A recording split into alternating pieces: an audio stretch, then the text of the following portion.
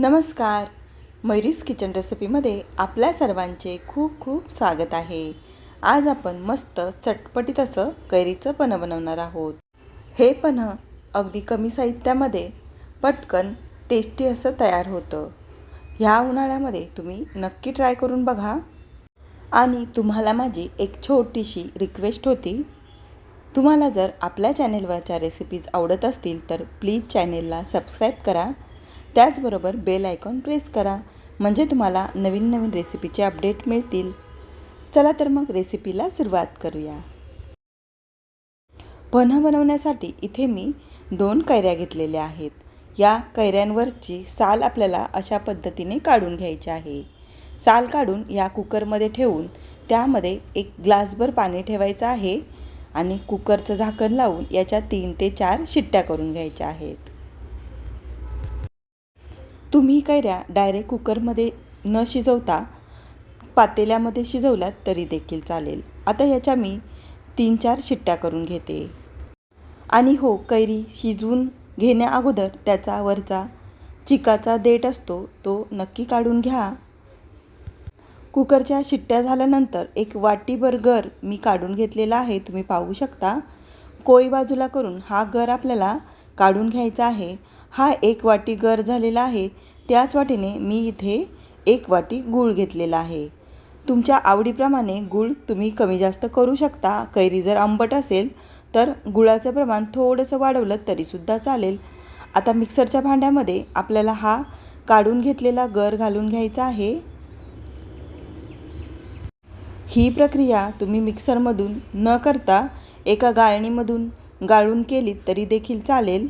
मिक्सरमध्ये पटकन आणि छान बारीक होतं, त्यामुळे मी मिक्सरमधून करून घेत आहे. हा गूळसुद्धा आपल्याला यामध्ये घालून घ्यायचा आहे आणि गुळाच्या ठिकाणी तुम्ही 1 वाटी साखर घेतलीत तरीसुद्धा चालेल. पण साखरेपेक्षा गूळ हेल्दी असल्यामुळे मी इथे गुळाचाच वापर केला आहे.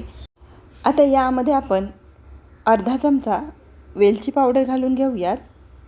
त्याचबरोबर अर्धा चमचा इथे मी काळं मीठ घातलेलं आहे आणि अर्धा चमचा इथे मी साधं मीठ घातलं आहे. आता हे आपण फिरवून घेऊयात.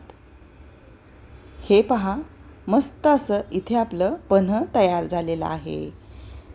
आता हे तुम्ही गाळूनसुद्धा घेऊ शकता. हे छान असं बारीक झालेलं आहे, त्यामुळे मी गाळून घेणार नाही. आता हे पन्हं तुम्ही हवाबंद कोरड्या डब्यामध्ये ठेवून अगदी संपेपर्यंत वापरू शकता. आणि हे जेव्हा तुम्ही वापराल तेव्हा कोरडाच चमचा घालायचा आहे, त्यामुळे हे जास्त काळ टिकेल. आता यापासून आपण पिण्यासाठी थंडगार असं पन्हं तयार करून घेऊयात. पन्हं करण्यासाठी इथे मी 3-4 आईस क्यूब घेतलेले आहेत, त्यामुळे हे मस्त थंडगार असं तयार होईल. बर्फ घालून झाल्यानंतर यामध्ये आपण 2-2 चमचे पन्हं घालून घेऊयात. ग्लासच्या उंचीनुसार यामध्ये पन्हं घालून घ्यायचं आहे. या ग्लासमध्ये मी 2 ते 3 चमचे पन्हं घालून घेतलेलं आहे. तुम्ही तुमच्या आवडीनुसार हे टेस्ट करून पन्हं कमी अधिक घालू शकता. आता हे घालून झाल्यानंतर एकदम थंडगार असं पाणी घालायचं आहे आणि पाणी घालून मस्त असं हे ढवळून घ्यायचं आहे.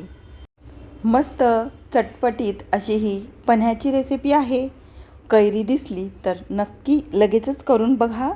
आणि माझी ही रेसिपी तुम्हाला कशी वाटली कमेंट करून सांगा. रेसिपी आवडली असेल तर रेसिपीला लाईक, शेअर, सबस्क्राईब करायला विसरू नका. आणि माझी ही रेसिपी पूर्ण बघितल्याबद्दल खूप खूप धन्यवाद.